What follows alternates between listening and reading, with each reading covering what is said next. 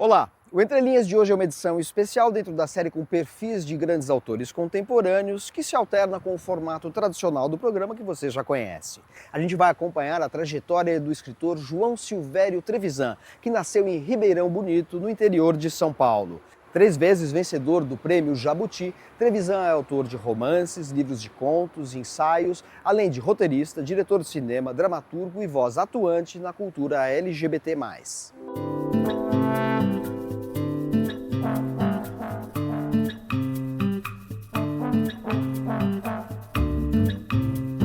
João Silvério Trevisan, você é autor de uma vasta obra ficcional, mas também de um livro que já é clássico, que é o Devassos do Paraíso, que ao mesmo tempo é uma história da homossexualidade no Brasil, mas também uma interpretação do Brasil a partir do ponto de vista LGBT. Como é que a sua trajetória, antes de você se tornar escritor, leva à elaboração desse ponto de vista? Eu acho que tudo começa na fase de seminário, na minha infância, quando eu descobri que eu era um pouco diferente. Mas depois fui perceber que se tratava da minha homossexualidade. Então isso, na verdade, deflagra toda uma história que está presente no meu ativismo, na minha história pessoal, mas também na minha obra literária, não é? Eu acho que até esse momento eu era apenas um garotinho perdido que gostava de escrever, que não sabia muito bem como me comportar diante dos outros, era super tímido, que apanhava do pai, não é? E na ida para o seminário, eu acabo descobrindo, na verdade, uma história que fazia parte da cristandade. Toda essa situação, complicada na minha família, inclusive, não apenas do meu temperamento muito tímido, eu praticamente tive uma fuga para o seminário. Você tinha uma vocação religiosa? Você queria ser padre? Sim e não. Quer dizer, o que é que uma criança de 10 anos, ou nem 10 anos completos pode decidir, não é? Eu achava que podia ser, mas ao mesmo tempo eu tive muita decepção no seminário com o clima repressivo e opressivo do seminário. Quando eu rompi, foi uma ruptura muito difícil. Eu tive que confrontar também uma ruptura com o cristianismo, não é? E isso, o primeiro momento em que isso aparece é exatamente no meu filme Orgia, ou O Homem que Eu Cria. Eu venho para São Paulo, vou trabalhar na Cinemateca. Cinemateca Brasileira. Exatamente, Cinemateca Brasileira. E depois eu crio uma empresa com alguns amigos na Boca do Lixo. E é lá, então, que as coisas me levam, de fato, para o cinema. Isso é final dos anos 60. Final dos anos 60, comecinho dos 70. A partir daí, eu penso em Orgia, então, como uma espécie de resposta para o seminário. Orgia, ou O Homem que Eu Cria, tinha o título original, inclusive na claquete, de Foi Assim que Matei Meu Pai. Começa com o parricídio, né? Começa com o parricídio. E o parricídio está presente, não é?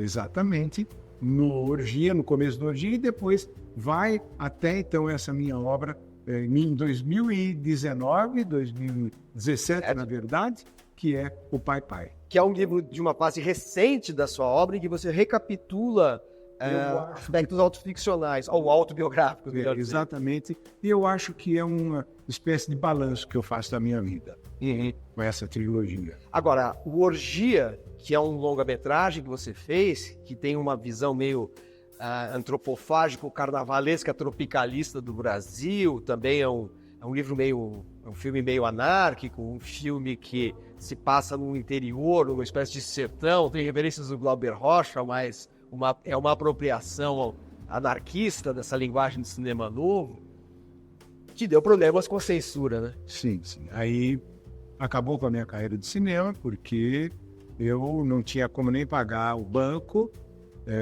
não tinha como sobreviver e eu estava muito deprimido.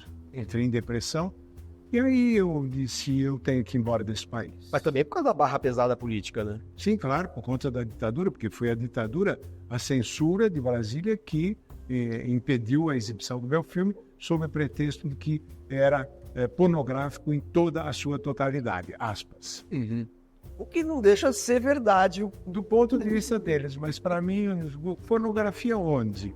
Eu não vejo pornografia alguma. Eu saio do Brasil pelo Uruguai, viajo por 6 meses, mas o meu ponto de chegada era Berkeley, na Califórnia, que era onde aconteciam as grandes lutas estudantis e estava efervescendo a contracultura.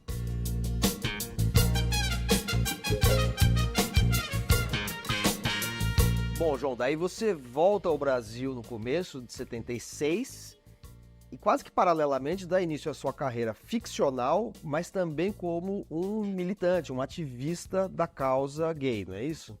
De fato, as duas coisas vêm mais ou menos concomitantemente. É bem verdade que já no México eu escrevi uma boa parte dos contos que eu trouxe com o livro praticamente pronto, o Testamento de Jonatas deixado a Davi.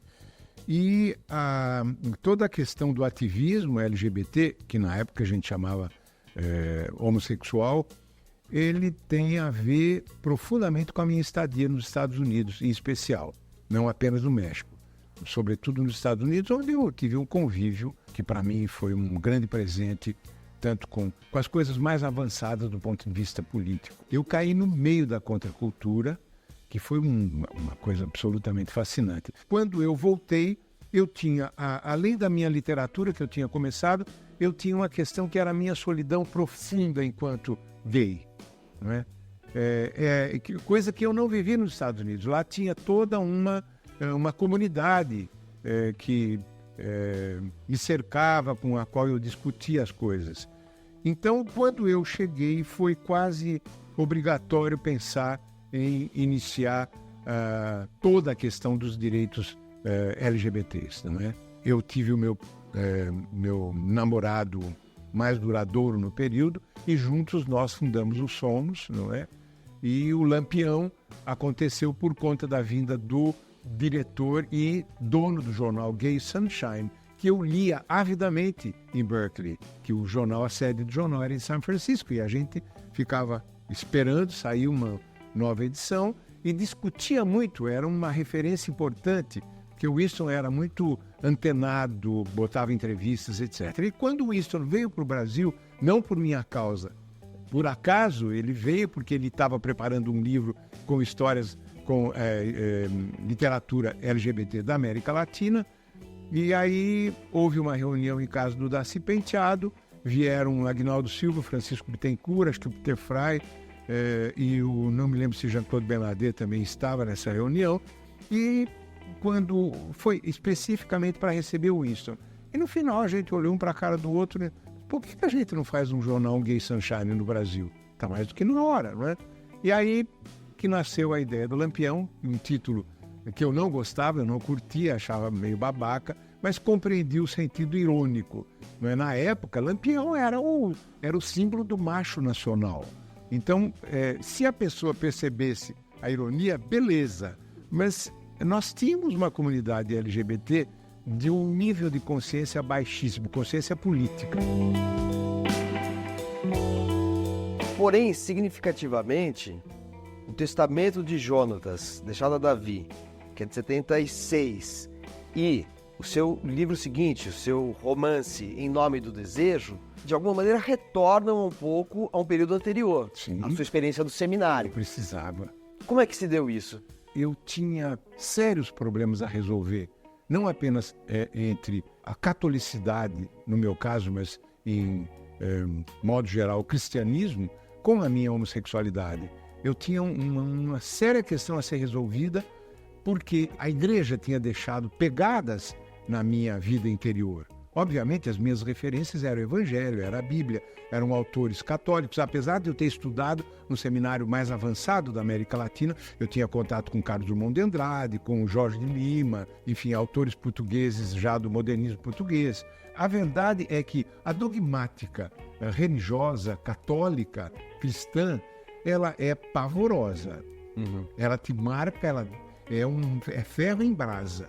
Então eu tinha uma questão a ser resolvida com isso, não é? E no Testamento de Jonatas existe, já pelo título, o conto que dá título ao livro, é um conto que aborda diretamente isso. Há um amor entre dois rapazes e cadê o amor cristão?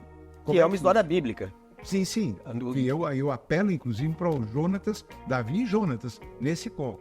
Quando chego em Nome do Desejo, bem, eu já estava vivendo uma situação muito difícil, que vai ser o tema do próximo livro da trilogia da Grande Dor, não é? O Antropofágico Amor. Eu estava no meio dessa grande ruptura amorosa, e eu quis escrever um livro em defesa do amor. Eu queria dialogar diretamente com o meu amor que estava rompendo. E era inevitável que eu puxasse aquela corrente toda do meu passado. Com várias obras de ficção que abordam as relações homoeróticas, João Silvério Trevisan é também autor do mais abrangente estudo sobre a história da homossexualidade no Brasil, Devassos no Paraíso. Lançado originalmente em 1986, o livro vem tendo sucessivas reedições em que o escritor e ensaísta amplia a pesquisa e atualiza a obra, sintonizando-a com discussões mais recentes, incluindo as frequentes mutações a partir das siglas GLS e LGBT, que traduzem novas formas de vivência do corpo e de exercício da sexualidade. Com o subtítulo A Homossexualidade no Brasil, da Colônia à Atualidade, Devassos no Paraíso, na verdade, remonta ao período anterior à chegada dos europeus. Trevisan mostra que os rituais religiosos e os acasalamentos dos indígenas comportavam muitas práticas chocantes aos olhos dos colonizadores, desde a troca de papéis entre os gêneros até as relações sexuais dos pajés com os enfermos. A relação desigual entre dominados e dominadores, porém, logo instaurou a regulação do binômio masculino e feminino de maneira desconhecida pelos povos originários, que, nas palavras de Trevisan, viviam um pansexualismo ao mesmo tempo libidinoso e cândido. Da Inquisição às práticas higienistas do século XIX, Devassos no Paraíso desvenda o sentido político da repressão e da militância gay, pontuando a narrativa com inúmeros relatos de estrangeiros que idealizaram no Brasil uma Sodoma dos trópicos, onde também encontraram a danação provocada pela homofobia. Trevisan aborda obras de arte, literatura, teatro e cinema, movimentos socioculturais libertários e o pânico da AIDS, numa comunidade que, mais do que criar uma temática ou uma estética, fez da exclusão um ponto de vista do qual observa todas as demais formas de segregação do país.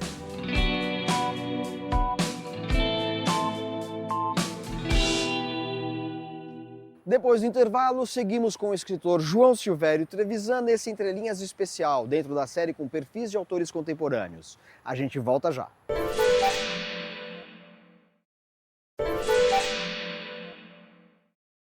A gente retoma a conversa com João Silvério Trevisan nesse Entre Linhas especial dentro da série de perfis de autores contemporâneos. Com uma obra formalmente ousada, Trevisan ganhou repercussão internacional com o romance Ana em Veneza, publicado em 1994, e continua renovando sua literatura numa trilogia memorialística, da qual já foram publicados os livros Pai Pai e Meu Irmão, Eu Mesmo.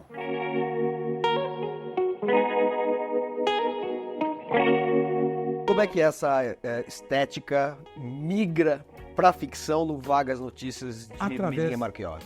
Da celebração da pornografia poética, que foi aí que eu realmente descobri a pornografia poética, ou seja, o direito que a pornografia tem à poesia. Eu falo muito dessa história no Meu Irmão, Eu Mesmo. Eu tenho mais de um capítulo sobre a pornografia poética, mas justamente porque tudo está presente em Vagas Notícias de Mirinha Marchiori, que eu não tenho receio em dizer que é o livro que eu abraço com o maior carinho. É o meu romance em que eu fui mais livre. Que é um livro absolutamente indefinível, inclassificável, irredutível a um gênero literário. Ele é rapsódico, estruturalmente falando, que mistura, inclusive, gêneros diferentes e também simulações de uma separação entre autor e narrador. O João Silvério Trevisan aparece ora como narrador, ora como autor, e eles de alguma maneira estão num certo confronto. Tudo isso para montar no caleidoscópio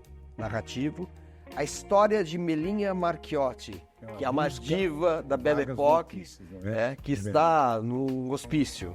E que acaba a possibilidade de ser minha tia, que viveu 30 anos no hospício, que é tudo aquilo são trechos do meu diário, que estão em itálico. Algumas pessoas não percebem, acham que é parte do romance, mas o que eu faço, Manuel, é que eu acho mais importante no livro, nesse romance, eu faço um making-of dentro do romance. E há cartas que você, como João Silvério Trevisan, manda dando atualizações do andamento do livro. Só que as atualizações não correspondem ao que a gente está lendo. Então é uma coisa meio labiríntica. Exato. É o jogo de espelhos, que desnorteia o leitor. E você não se esqueça, os personagens que eu crio, na verdade, eu me aproprio de personagens. A minha primeira experimentação em apropriações intertextuais, que depois no livro do Avesso eu vou explodir com isso, não é? Eu vou explodir com essa ideia, a ideia básica do livro, não é? Mas aqui eu criei, por exemplo, cartas apócrifas entre Thomas Mann e Freud, que não existiam, é claro, discutindo meus personagens, entre Dostoiévski e Bakunin, trocando ideias sobre Melinha Marchiotti, o que aconteceu com ela. Agora, a pornografia aqui, ela está a serviço de uma estética libertária, não apenas do ponto de vista ou do olhar LGBT. Ele é da sexualidade em si. Ele é puramente pulsional, é um livro pulsional. É um livro pulsional, mas o olhar, sim, é da margem homossexual, da margem LGBT. O olhar é o olhar que eu consegui ter graças a essa margem. Então, mas amplifica para todo o conjunto da sociedade. É uma discussão da pornografia poética, não é? E quando você se dá conta que toda a sexualidade LGBT é considerada desviante, é considerada antinatural, etc., etc., claro que aí está o fulcro de um determinado tipo de pornografia para valer. Porque quem é ela? Vamos apresentar a Melinha Marchiotti. Vagas notícias de Melinha Marchiotti. Mas não se sabe há quem indícios. Há indícios. Ela pode ser uma grande artista, grande para o mercado, mas não necessariamente para a crítica. Ela é considerada um pouco cafona no começo do século XX, ou seja, no período da Belle Époque. Da Belle Époque, não é? Então ela é uma musa da Belle Époque. É ficcional, obviamente. Ou então ela pode ser, de repente, há várias hipóteses que eu vou lançando, mas inclusive fazendo as perguntas dentro do romance, até chegar, está mais perto de mim do que eu pensava, ela pode ser minha tia. Daí eu vou visitar minha tia, descubro que ela está num manicômio em Ribeirão Preto, vou visitá-la, e esse é um dos capítulos mais pungentes de Vagas Notícias de Melinha Marchiotti, em que eu conto na primeira pessoa, na minha voz, não é?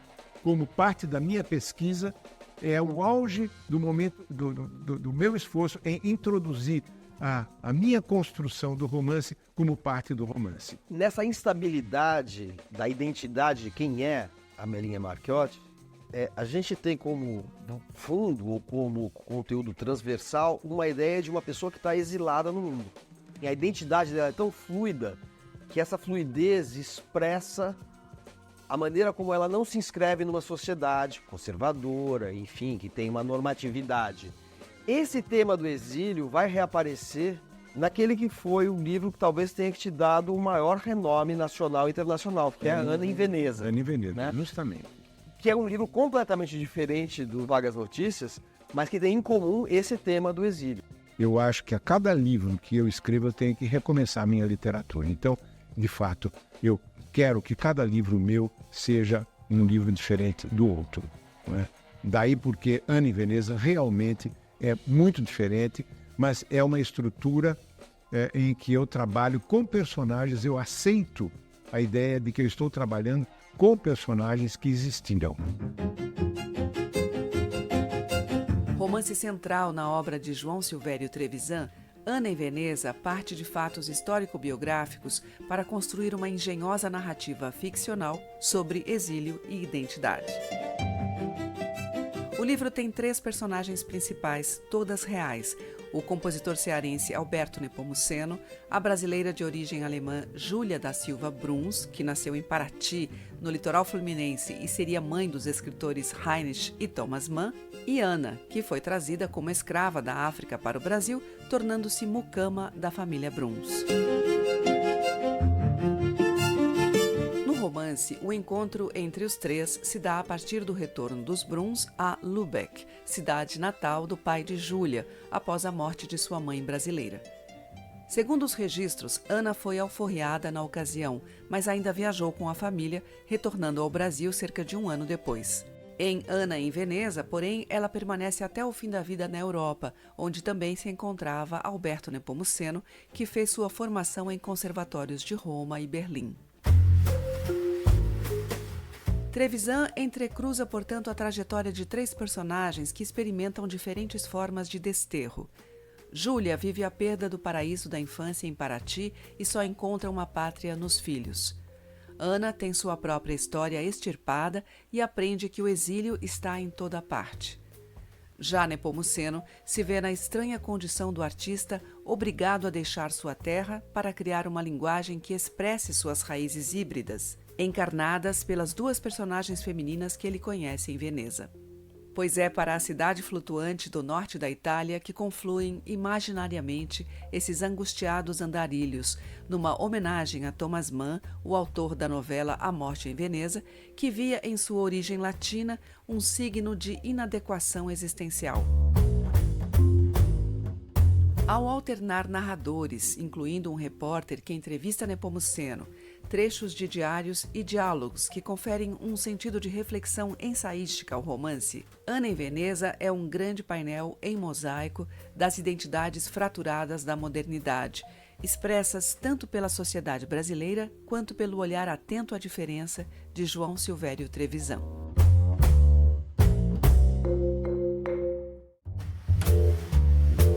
Em 2017, você dá início a uma trilogia que ainda não está completa. Tem 2 livros, que é Pai Pai e Meu Irmão Eu Mesmo. Ela é composta por esses 2 livros, que são livros que aí são explicitamente autobiográficos, se referem a experiências, a recortes de experiências marcadas pela dor e pelo trauma. Eu acho que tem muito a ver com a idade, eu não tenho certeza, porque o Pai Pai, eu nunca tinha pensado em escrever um livro sobre o meu pai, que é um personagem totalmente ausente na minha vida e que se tornou totalmente presente por conta dessa ausência.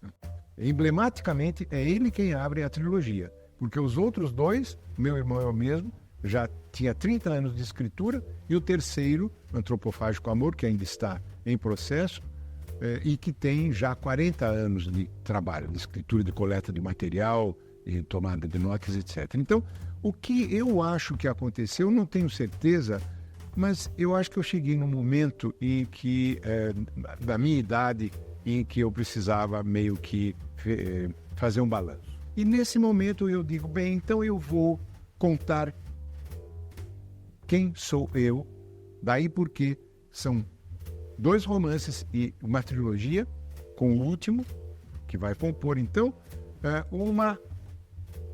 um striptease. A maneira como eu olho para mim e para a minha história é muito descarnada.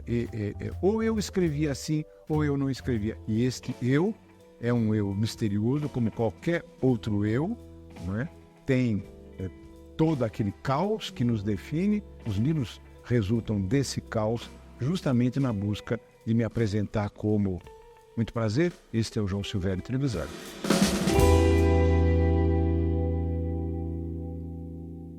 Esse Entre Linhas especial termina com trechos de entrevistas que o escritor João Silvério Trevisan concedeu à TV Cultura.